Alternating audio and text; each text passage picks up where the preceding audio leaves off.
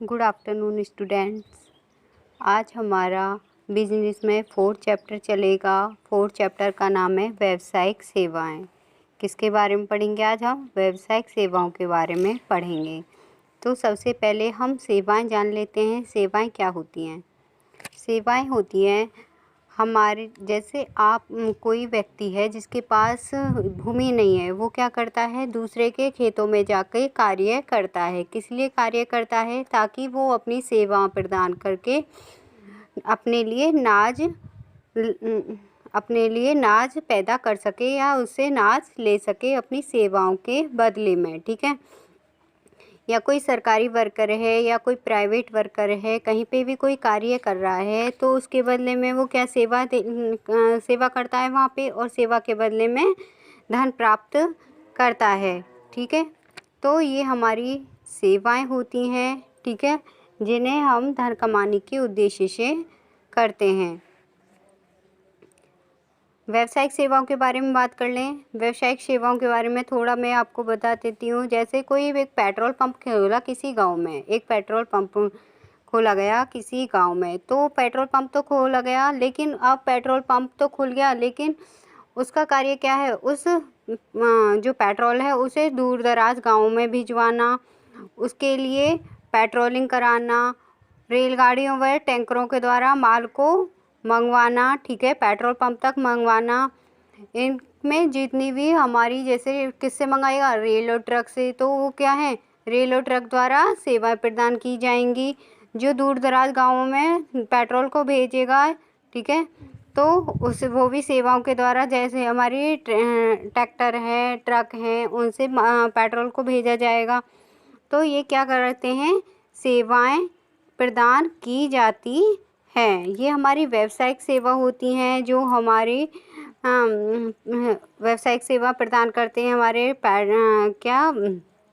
Truck, रेलगाड़ी, बस, ठीक है, ये हमारी व्यावसायिक सेवा प्रदान करते हैं। अब हम पढ़ेंगे परिचय। व्यावसायिक सेवाओं के परिचय के बारे में देख लेते हैं। हम अपने दैनिक जीवन में गतिविधियां करते हैं, जैसे कोई स्टोर से एक चॉकलेट खरीदता है, कोई रेस्टोरेंट में खाना खाता है, मोटरसाइकिल खरीदता है, पट्टे पर बस लेता है ट्रांसपोर्ट से।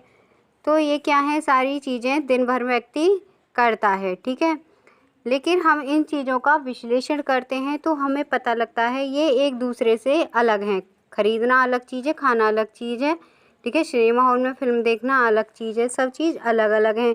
लेकिन फिर भी इनमें एक समानता पाई जाती है कि जहाँ वस्तुओं का क्रय किया जा रहा है वहाँ सेवाएं भी प्रदान हो रही हैं। जहाँ पर वस्तुओं का क्रय किया जा रहा है वहाँ पर, जैसे एक हॉल है सिनेमा हॉल, वहाँ पर उसके लिए चेयर खरीदी गई। चेयर क्यों खरीदी गई? व्यक्तियों को बिठाने के लिए, सेवाएं प्रदान करने के लिए। तो जहाँ पर वस्तुओं को क्रय किया जा रहा है वहीं दूसरी तरफ उन्हें सेवाएं भी प्रदान की जा रही हैं। इसमें ये समानता आपकी रहती है। जो हमारी सेवाएं होती हैं वो अमूर्त होती हैं। अमूर्त मतलब कि उनको टच नहीं किया जा सकता है, देखा नहीं जा सकता है, केवल उन्हें महसूस किया जा सकता है जब हम सेवाएं प्रदान करते हैं। जैसे जो हमारी भौतिक वस्तु हैं उनको तो हम टच कर सकते हैं, लेकिन जो सेवाएं होती हैं हमारी भौतिक वस्तुएं नहीं होती, उनको हम टच नहीं कर सकते हैं। तो जो हमारी सेवाएं होती हैं हम उन्हें अमूर्त होती हैं, उन्हें टच नहीं कर सकते हैं, केवल उन्हें महसूस कर सकते हैं। इन्हें हम खरीद नहीं सकते हैं भौतिक वस्तुओं की तरह।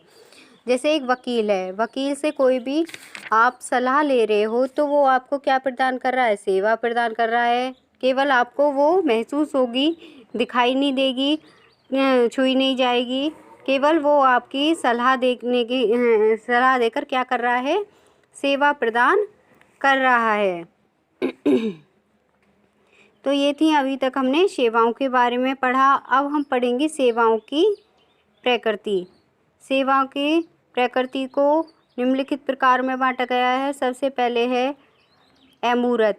जो हमारी सेवाएं होती हैं वो अमूर्त होती हैं, न तो इन्हें देख सकते हैं न ही छू सकते हैं, केवल इनको अनुभव कर सकते हैं। अभी बताया था मैंने, केवल इनको महसूस कर सकते हैं, ठीक है। जैसे वकील की सलाह का कोई स्वाद नहीं होता है। वकील जो दे रहा है उसका ना तो कोई स्वाद होता है, ना ही वो कोई मनोरंजन कर रहा हो। अगर कोई हमारा मनोरंजन हो रहा है, ठीक है, टेलीविज़न के द्वारा, रेडियो के द्वारा, तो हम उसे कोई छू सकते हैं, केवल महसूस ही तो कर सकते हैं, लेकिन वो हमें क्या प्रदान कर रहे हैं? सेवाएं, ठीक है। और हम कोई भी जो हमारी सेवा होती हैं उसे कोई भी गुणवत्ता का उसका निर्धारण नहीं कर सकते हैं। ये हमारी जो सेवाएं होती हैं ग्राहकों को संतुष्ट करती हैं। उदाहरण हेतु वकील की सलाह का अनुकूलन परिणाम निकलना आवश्यक है। जो वो वकील सलाह दे रहा है उसका कुछ ना कुछ तो परिणाम निकलता है, तो इससे सेवाओं से हमारी संतुष्टि प्राप्त होती है। सेकंड है आपका असंगतता। जो हमारी सेवाएं होती हैं सभी एक समान नहीं होती हैं, सभी अलग अलग प्रकार की होती हैं। जैसे कोई खेतों में काम करके सेवाएं प्रदान कर रहा है, कोई रेडियो के माध्यम से सेवा प्रदान कर रहा है, कोई टेलीविज़न के माध्यम से सेवा प्रदान कर रहा है, कोई फैक्ट्रियों में जाकर सेवा प्रदान कर। तो हमारी जो सेवाएं होती हैं वो अलग अलग प्रकार की होती हैं, एक जैसी नहीं होती हैं। जो हमारी सबसे बड़ी सेवाओं का उदाहरण है वो क्या है? आपका मोबाइल सेवाओं के अंतर्गत देखने को मिलता है। आपके पास में कोई भी सिम वगैरह होती है, वो ख़राब हो जाए तो आप मोबाइल कंपनियों में वहाँ पे कस्टमर केयर होते हैं, उनसे बात करते हो, वो आपको तुरंत सेवाएं प्रदान करते हैं। तो ये थी आपकी असंगतता। अभिन्नता सेवाओं की प्रमुख विशेषता यह भी देखने को मिलती है कि इसके उत्पादन एवं उपभोग की क्रियाएं साथ साथ ही संपूर्ण होती हैं।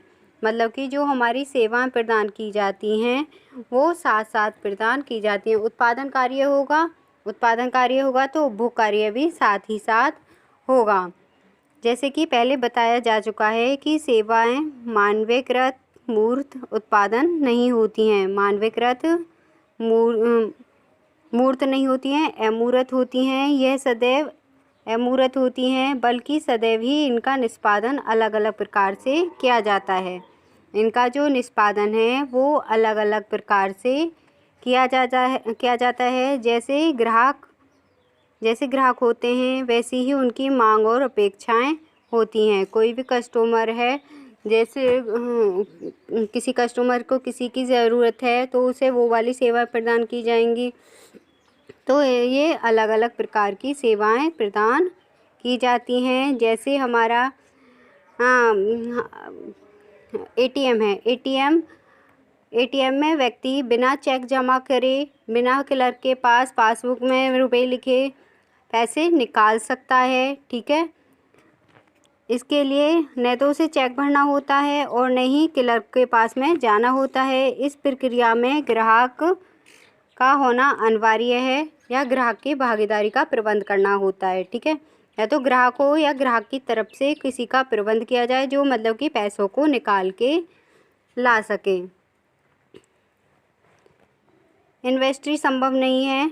इन्वेस्टरी मतलब जैसे कि उत्पादन के भौतिक घटक होते हैं परंतु सेवाओं के भौतिक घटक नहीं होते हैं। मैंने बताया था जो हमारी उत्पादन होता है वो भौतिक घटक होते हैं, क्योंकि जो हमारा कच्चे माल से ही उत्पादन किया जाता है। लेकिन जो हमारी सेवाएं होती हैं वो अमूर्त होती हैं, वो भौतिक घटक नहीं होती हैं। उत्पादों को हम भविष्य के लिए जमा कर सकते हैं लेकिन सेवाओं को जमा नहीं कर सकते हैं। जो हमारे उत्पाद होते हैं, हम कोई किसी चीज़ का प्रोडक्ट कर रहे हैं उसे हम जमा कर सकते हैं लेकिन सेवाओं को जमा नहीं कर सकते हैं। जैसे आपकी कोई रेलवे कंपनी है, ठीक है। रेलवे कंपनी ने यात्री के टिकट की बुकिंग तो कर दी कुछ समय पहले, लेकिन उसकी सेवा वो तभी प्रदान करेगा जब वो चाहेगा, ठीक है। रेल यात्री उसी समय पर सुविधा प्रदान की जाएगी जब रेलवे विभाग सेवा प्रदान करेगा। उसका टिकट तो बुक कर देता है लेकिन सेवा तभी प्रदान की जाती है जब हमारे रेलवे विभाग सेवा प्रदान करना चाहता है। तो ये थी इसकी प्रकृति। आज की वीडियो में इतना ही रहने दो। कल सेवा और वस्तुओं में आपको डिफरेंस बताऊंगी और सेवाओं के प्रकार। ओके, थैंक्स बच्चों।